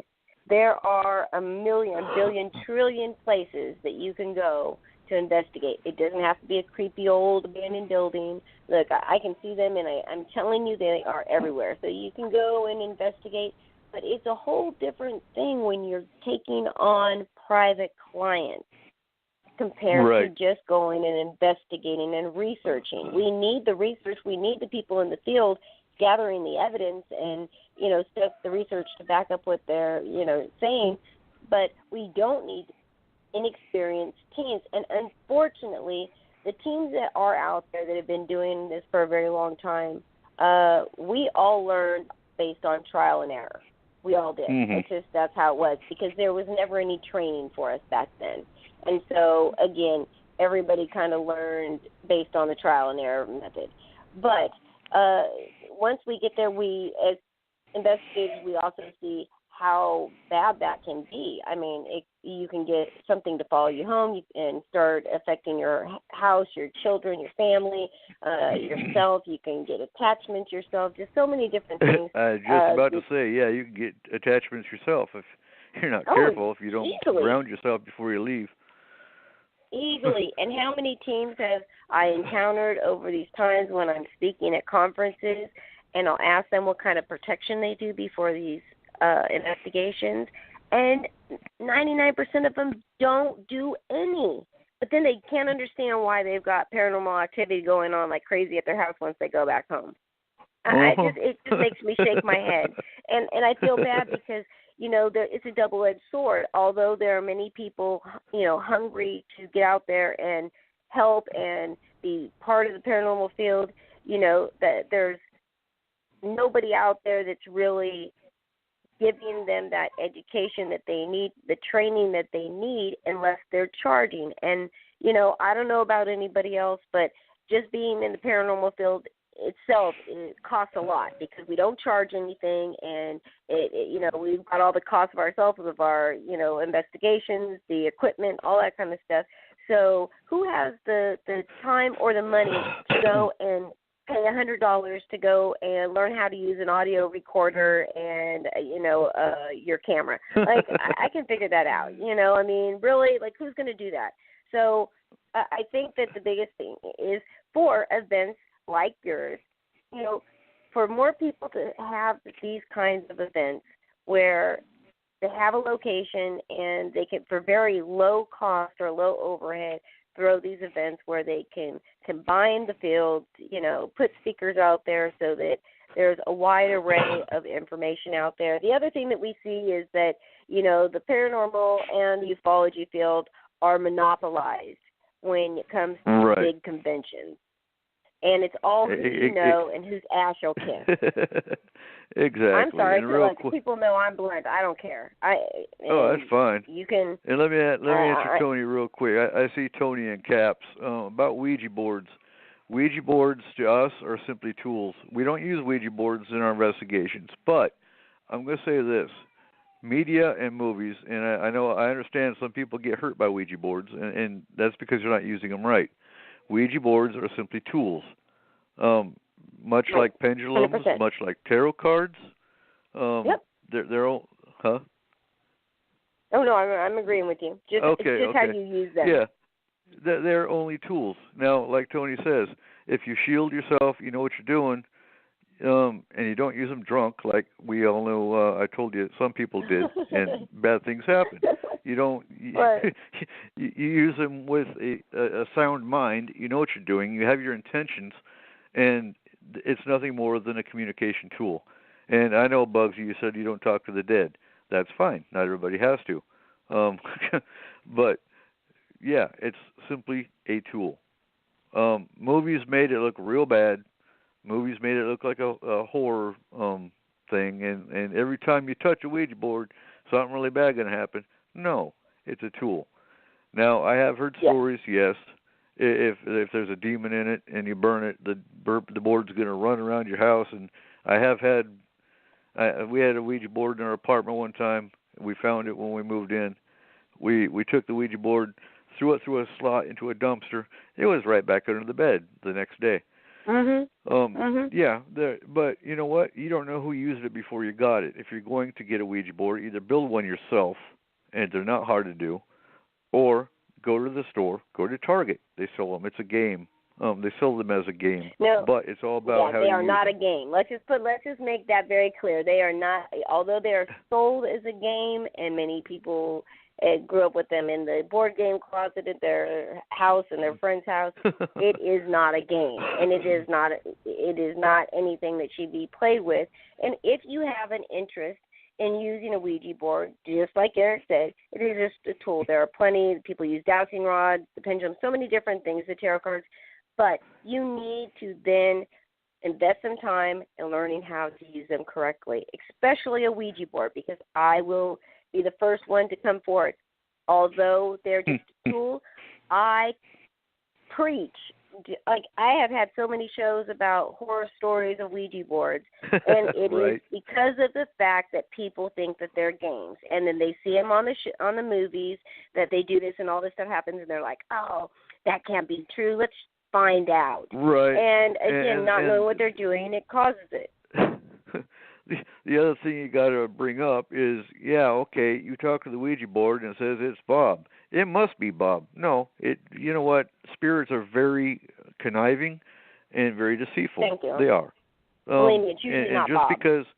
Just because it said it's Bob and it described Bob and it described what Bob was thinking before he died or whatever the case is, does not mean it's going to be Bob. And you got to remember too, when people die, they don't change. It's going to be the same personality in that spirit as when that person was alive. These are things we've discussed over the past too. If it was a serial killer that died, he's probably going to be a pretty damn evil spirit because he was a serial killer when he died.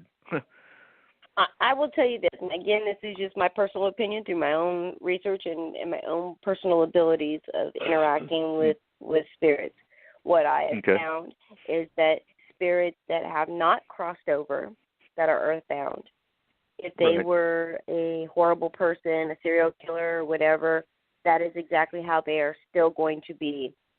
And so they may push you, they may hurt you, so it doesn't mean they're demonic, but they're sure as hell not nice.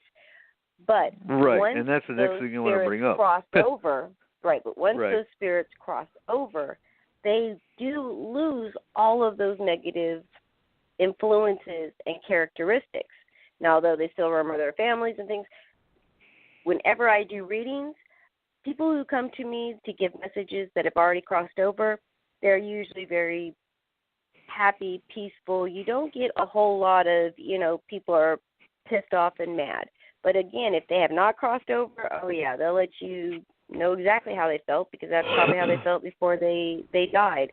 And so many people, when they die, tragically or suddenly where they don't realize they died, all committing suicide, those different reasons. There's so many reasons of why people get stuck, but I definitely see the difference of once they cross over of the negative attributes that they may have before they die. Now that you bring that up, I think the coolest movie I've seen that depicts people that don't know they died is The Others. Have you seen that one? Yeah, yes, one. Very good. I love that movie because, oh my God, a lot of people, they don't know they died. And that brings up a whole other can of worms and a whole other set of issues because they're going to be pissed because you're in their house. Right. I mean, I always tell people, imagine if you went to bed tonight and you wake up tomorrow and everything that you see is still the way you had it before you went to bed. But that's actually not how it is. And when you encounter a new family wandering around your home and you're wondering, like, what the hell are you doing in my house? When in actuality, you're left behind in their new house. Right. So it's and not being able to interact and the frustration that they feel. So that's why I say, sometimes they will try so hard to absorb energy in order to do something. I mean, they think that spirits, it's just so easy for them to just go and knock things over and make noises and do all that. I mean, they really got to, pull some energy together to do these things. And so when they're really trying to get your attention, they can really, put a lot into it to make sure that they're around. And again, that's usually when we get people who think that immediately something flew off the counter or off the wall, it must be demonic. Something somebody got pushed. Oh, there's got to be something demonic. And absolutely, it's not the case. You've got somebody who's still around that's really, really upset. Right, and that's where you have to explain that not everything's a demon. There's evil spirits that can mimic demons. Demons honestly have much better things to do than sit here and persecute humans. They really do. I'd say maybe 1 out of 10 cases are probably an actual demonic. Oh yeah, I mean if even that. I mean we do have seen a rise in it over probably the last 5 or 10 years, for sure, the last 5 years. But, right. But yeah, they although that's all we reportedly see in these TV shows, it's funny because for all the years that I've been doing that's what kills me. That's what kills me about TV shows. A demonic case. Yeah, and that's what kills me about TV shows is they're not all demons, but every TV show you see, it's a demon. Really? And what kills me about TV shows too, why are you going to sit here and cuss at a spirit and poke at a spirit and ridicule a spirit? What do they do to you? And do you really know who it is? Again, they might be pissed off because you're in their house. Right. They kill me. They really do. Yeah. And I get emails, I get phone calls. Huh? I always say, where do they find all these demonic cases? Because I've been searching for I mean, I've had a lot of them that, say they're demonic, but an actual demonic case, no. I've never had one of those. I've never had an actual possession case. Well, I've definitely had some really interesting cases, but yeah, I haven't had those. So. Right. But they have them, every season for 16 episodes. So, hey, I don't know. I guess I'm going to all the wrong places. Well, we're down to 20 minutes. I got to hit my third UFO sighting real quick. You do. Okay, so we were in Talafar, Iraq, for my fourth combat tour. It was my second tour to Iraq. My third one was in Balad, and that's when we started up the pagan group, Desert Moon Grove, and that's actually where Forest Moon originated. Like I said earlier in the show, that we don't have a pagan chaplain, so we, with my politics that I learned in Germany, I started up Desert Moon, which was, we had 100 or so soldiers, civilians, Air Force, military in general, that came every night throughout that year. Not 100 at once, but probably about 20 to 30 at once. And we met every night for coffee. We did healing rituals when soldiers lost their buddies, and we honor our Sabbats and whatnot throughout that year. Again, with protection, we got mortared every day. I actually had a mortar land. I couldn't see it, but I felt the concussion blast go through my ears. Wow. that whole time I know I was close. Now, pagans, usually, not all pagans have a deity. My deity happens to be Morrigan. She's the Celtic goddess of war and death and rebirth. She is my protector. She's the one that watches out for me. Okay. Now, when we were coming into Iraq, the first Iraq tour was in '04, January of '04. They didn't armor our trucks. We had plywood, rubber mats, and sandbags to the bottom of our trucks. That was our armor. And when we got into Doha, we were actually going to take a 3-day convoy into Balad.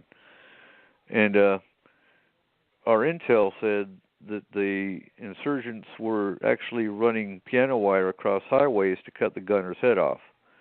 So we actually had to fabricate steel poles on our front bumpers to cut the piano wire before it got to the gunner's head. And we made it all 3 days.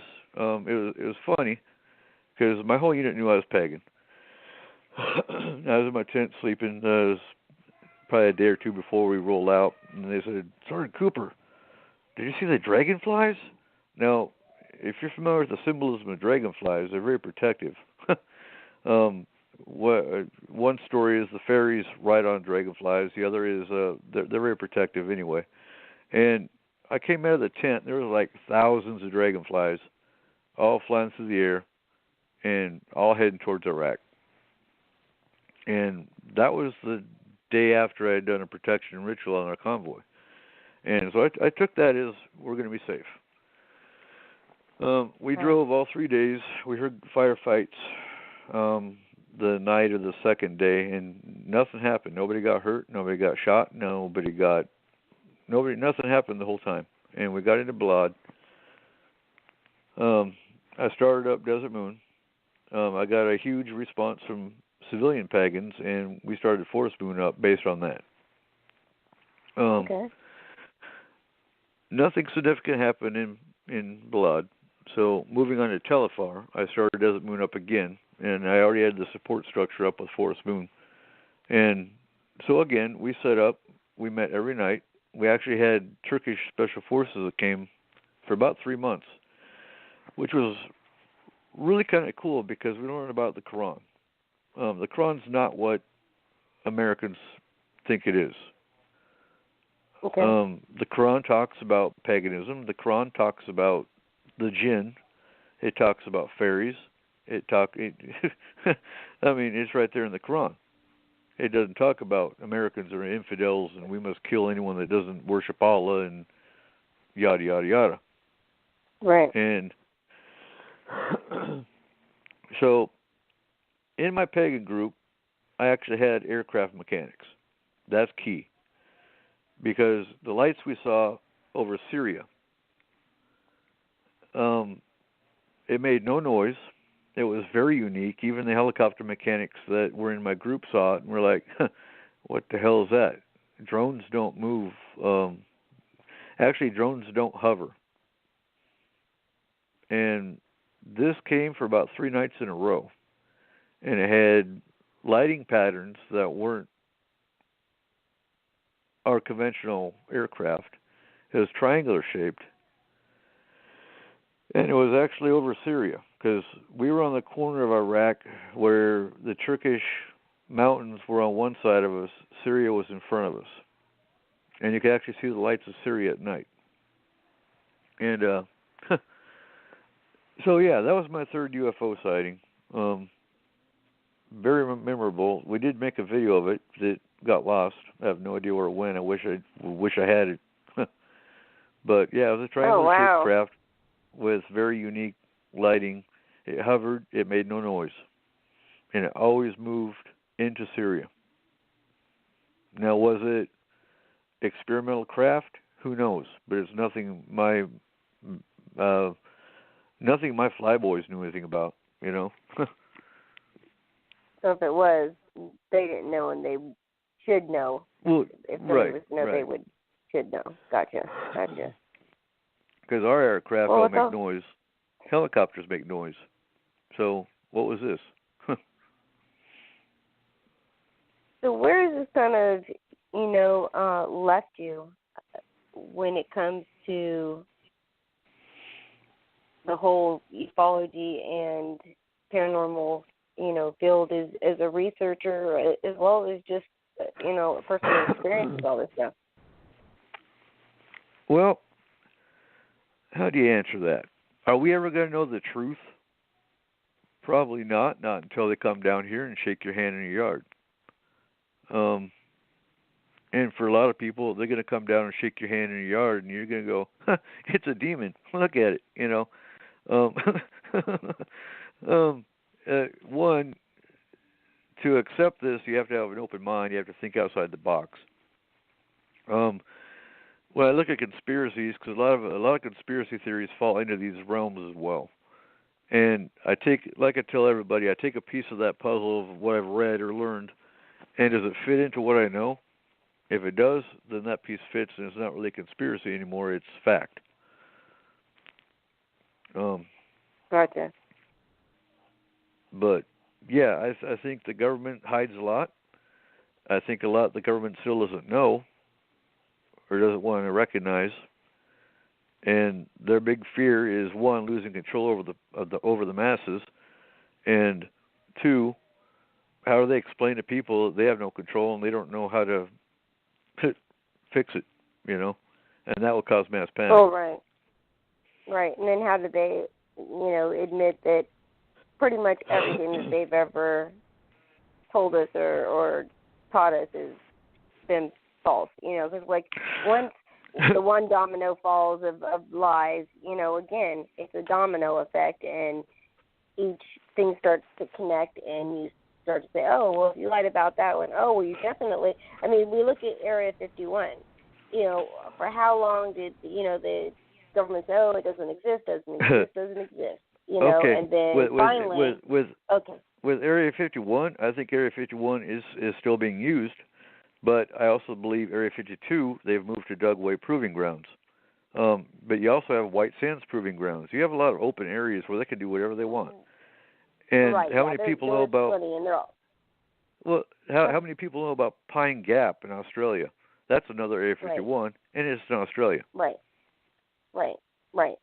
And even many of these are connected by underground tunnels and things like that. So again, yeah, there's so much. That's a whole other show we could do on all of that. But yeah, it's definitely interesting. So all right. So a couple things. First of all, if people want to get a hold of you, where should they contact you? Okay, my email. I'll actually post it on your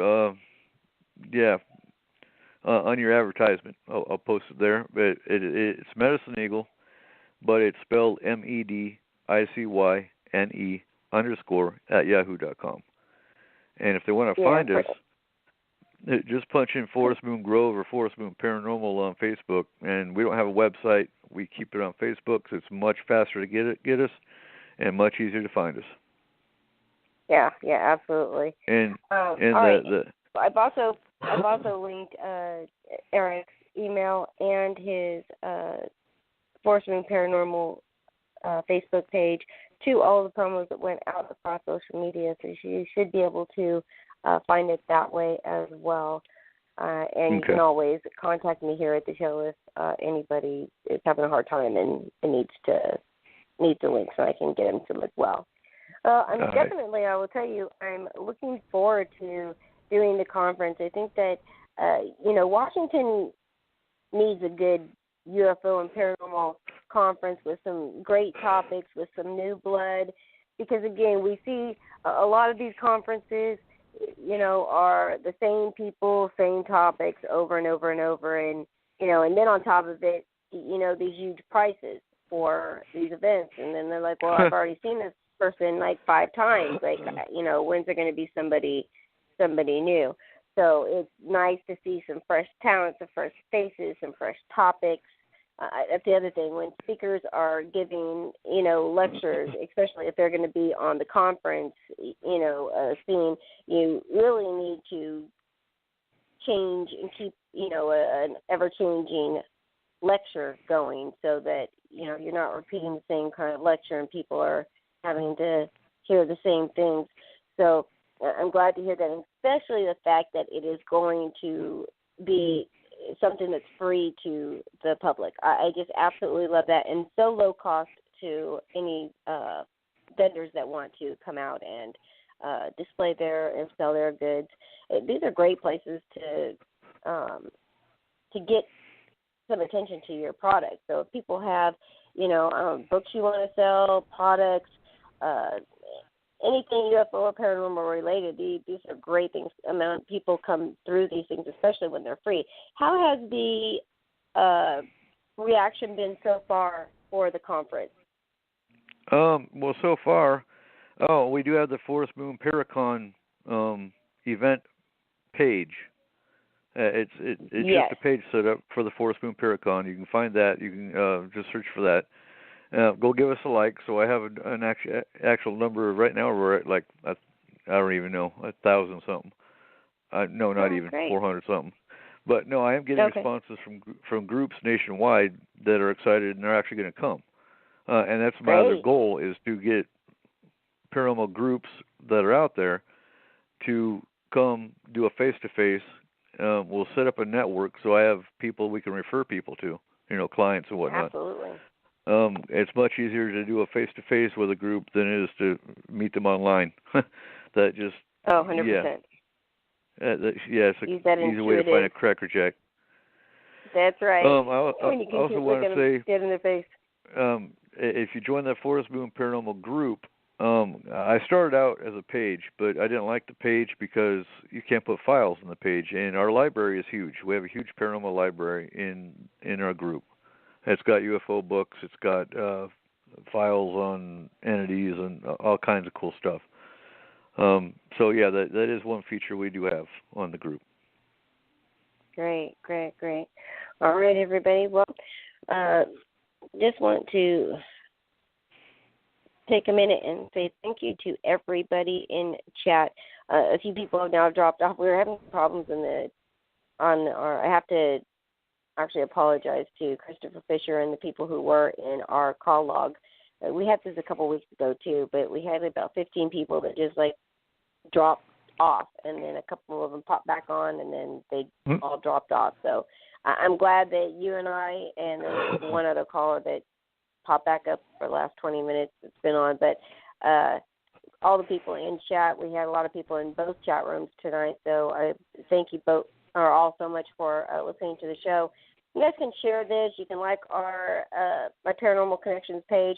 I have a new YouTube channel about to debut for both radio shows, Paranormal Connections and Aliens, UFOs, and Beyond, where I will be doing I'm thinking maybe a bi-weekly. I don't know. It just depends. It's a lot of work. But I will be doing a 1-hour show probably on Sundays where I'll be taking on a topic and discussing the upcoming guests and topics for the show for the week. So keep an eye on the Paranormal Connections page, and it will have all the links up there. Make sure to like it, subscribe, and share all the videos once they start coming out. You'll be able to find archives as well as interviews. And again, when we're at the Forest Moon Paranormal Conference, it is going to be on. We will have a live stream going from there, as well as so many other interviews. So, all right, everybody, we are at the end of the show. I want to thank again, Eric, so much for coming on, sharing your information. It's been great talking to you. We will continue to keep in touch. And again, everybody make sure to go and check out the Forest Moon Paranormal page, as well as the Forest Moon Paranormal event page. You can check that on the Paranormal Connections page. I'll be pinning that event page up at the top of the page. You can check that out, share that, get it out, information out as much as you can. If you know somebody in a group in the area, around the area, or even outside that wants to come, make sure to have them check out the event page and contact Eric to get all set up. All right, everybody, we will see you next week. Have a great week, and I will see you on Wednesday night for Aliens, UFOs, and Beyond with my co-host, Renee Chavez. Have a great week, everyone. Thanks, Eric. Yeah, thank you. Bye-bye. All right. Good night, everybody.